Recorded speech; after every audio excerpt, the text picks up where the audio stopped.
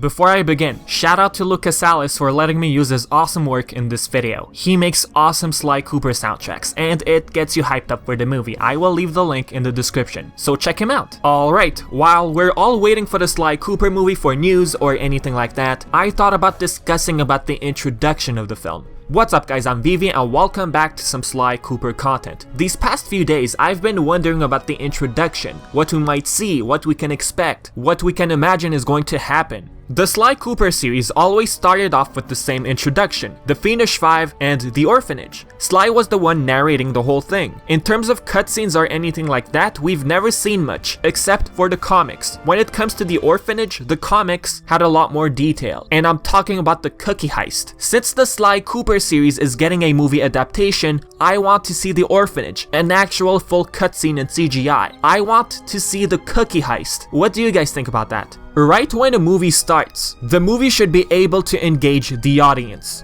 Okay, some introductions in some films aren't that obvious, but I'm just saying. The cookie heist, for example, can engage the audience if done right. When directing a movie, one has to think about the story / character development, the settings, and a way for the characters to connect with the audience. That's very important. If the movie is able to capture the audience's attention in the very beginning in the introduction, that's a very good thing. Sly Cooper has a very dark and sad introduction. The Fiendish Five attack, we've only had these small cutscenes in the game, small animations, nothing much. Okay guys, I'm going to assume that the night of the attack, the Fiendish Five is going to be a full scene in the movie. If not, I'm not going to say that I'm gonna get disappointed, but how can I say this? It might be a missed opportunity. Okay, now some of you might say, dude, that's very dark. You want to watch a movie that has a kid witnessing the death of his parents? That's pretty dark, dude.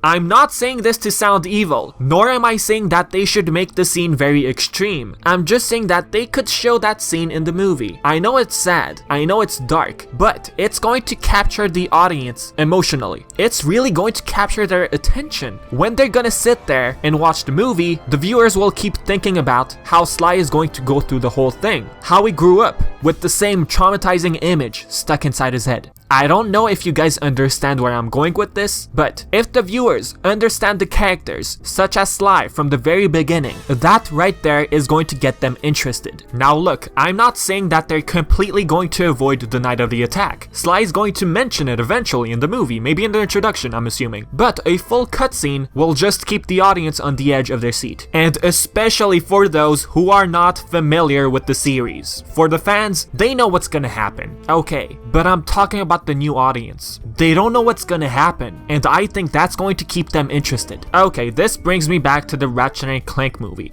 I've said this 50 times, okay, but the same team is going to work on the Sly Cooper movie. It's the only example I can come up with. Now Kayden, Ratchet's father, was supposed to be in the movie. Maybe a short flashback, maybe a very short cutscene, no one knows. If the viewers had seen Kayden sending Ratchet to Planet Veldin with the war in the back, with the Kragmites, the setting and all, I think viewers would have understood Ratchet a lot better. Okay, we got a scene with Clank and Ratchet in Metropolis, in the ship. Ratchet was like, I was left on Veldin without any name, without any identification, but that's all we got. Near the end of the movie, everyone found out that Ratchet was a Lombax. But there's so much more to the Lombaxes. If the war with the Kragmites, a very short cutscene, was shown in the film, viewers would have been like, okay, the Lombaxes, they were part of this huge war back then.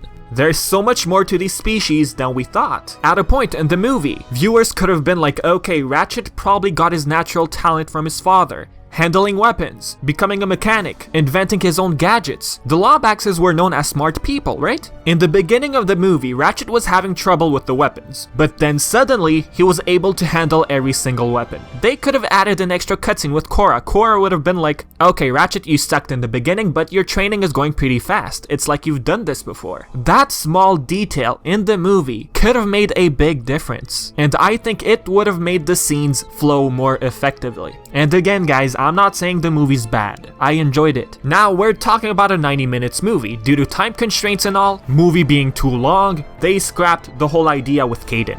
One last thing about the Ratchet and Clank movie before I move on. The lack of Ratchet and Clank relationship is what caused the audience to get a bit confused. After reading a bunch of reviews, it seems like casual viewers didn't understand the characters. If they had shown Ratchet building this friendship with Clank throughout the whole movie, they would have understood them a lot better. And this is why they should take this into account when it comes to the Sly Cooper movie. The night of the Fiendish Five attack will capture the audience's attention emotionally. And now this brings me to what we might see in the movie, what we can imagine. Okay guys, this is going to sound like a fan fiction. I usually don't do that. I usually make theories and go over ideas. But I just want you guys to get a feeling of what's going to happen and tell me what you guys think after everything that's going to get mentioned. I honestly had chills when I thought about this in my head, so here goes. Alright, the movie starts. Sly's looking at the Thievius Raccoonus, he's about to inherit it. We hear this huge banging noise on the main entrance door. Connor tells his son to go hide in his room. Sly doesn't listen, he's a kid, he's stubborn, he just wants to know what's gonna happen. He hides in the closet instead. Connor, he hides the book in the safe behind the portrait. Before I continue, if they don't show the mother, then theories will start to arise. I mean, look at the portrait, we don't even see their faces. The same goes for the father.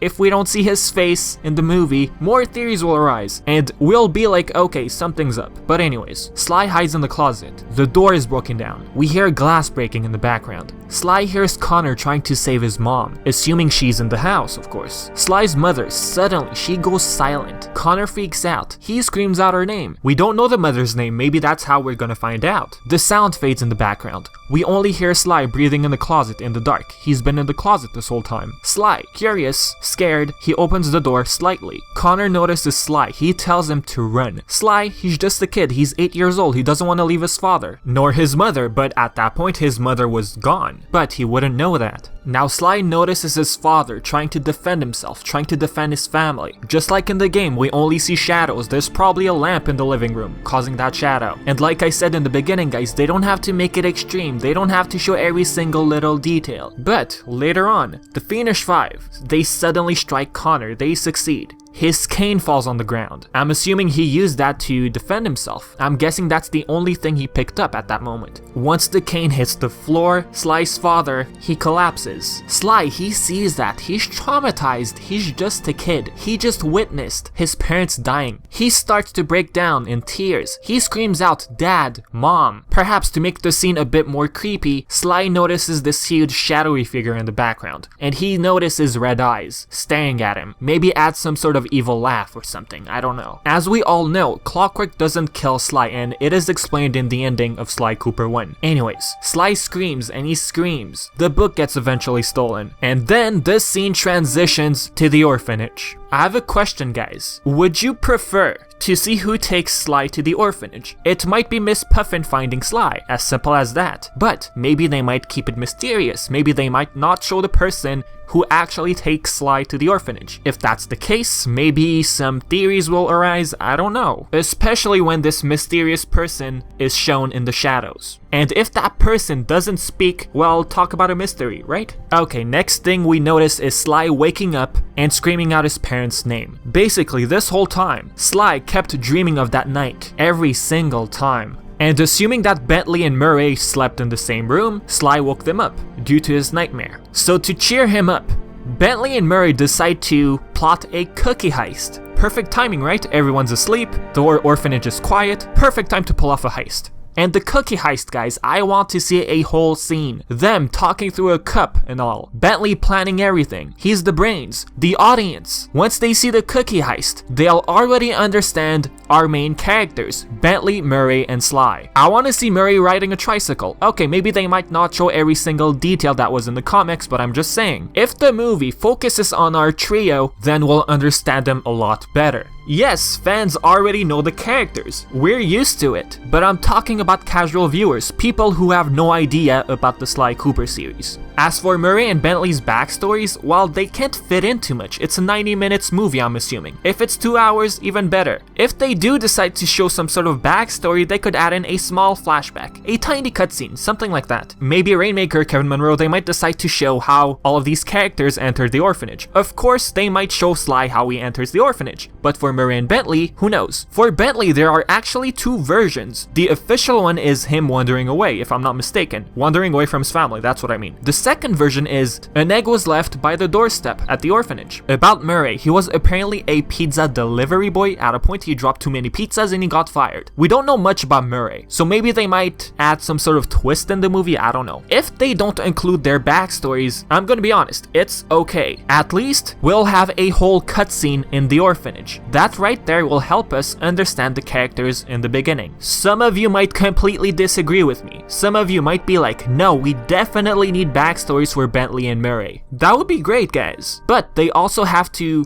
take into account the amount of screen time that's needed for the events. So, the night of the attack and the cookie heist, those will probably already get the viewers interested. Not to mention that the cookie heist will probably look adorable. Next, it's picture day at the orphanage. Something like that. A flash appears. The scene transitions inside the gang's van. They're about to go on a heist. Sly stares at the picture that they took at the orphanage. Then he starts narrating just like how he does in the games. Or who knows, maybe he might be looking at his father's picture, his parents' picture. If the picture is ripped and their faces are hidden, then something's up. Why hide their faces? But anyways, now guys, I have a question. Maybe this might capture the attention of a lot of you. Since the Sly Cooper series is a mix of cel-shaded and comic scenes, what if we got comic scenes in the movie? When Sly's narrating, the movie would transition to these comic scenes. What do you think about that? Basically, there's a mix going on. Okay, the movie's not cel-shaded, it's going CGI, but they might decide to take some aspects from the game. Pretty much, we're talking about a mix of CGI and comic scenes. Only for the narration part. Fans might like that, but will general viewers like that? What do you guys think? I want to know your opinions. Next, what do we know about the Sly Cooper series? It has its own dark and serious moments, but there's also some humor in the series. And I'm talking about Carmelita and Sly. These two, their flirty chit-chat, it's funny. I want to see that in the movie. Perhaps throw in some adult hidden humor. Adults will understand it and probably laugh in the theater. I want the movie to make the audience laugh at least. Okay, after Sly's done with narrating, the scene transitions to the one we saw in the trailer, the failed donut heist. Well, the trailer is just a concept, so that scene is probably not canon, but I'm just saying. And about the whole narration and the comic parts, in the trailer we did have these pictures that kinda look like comic, so I don't know if Rainmaker already had that in mind. If they do, I think it's a good idea. Mix both, right? Anyways guys, I talked about the intro, but I'm not going to talk about the rest. If I do, then maybe some of you might get overhyped, you might completely like the idea or maybe dislike it, but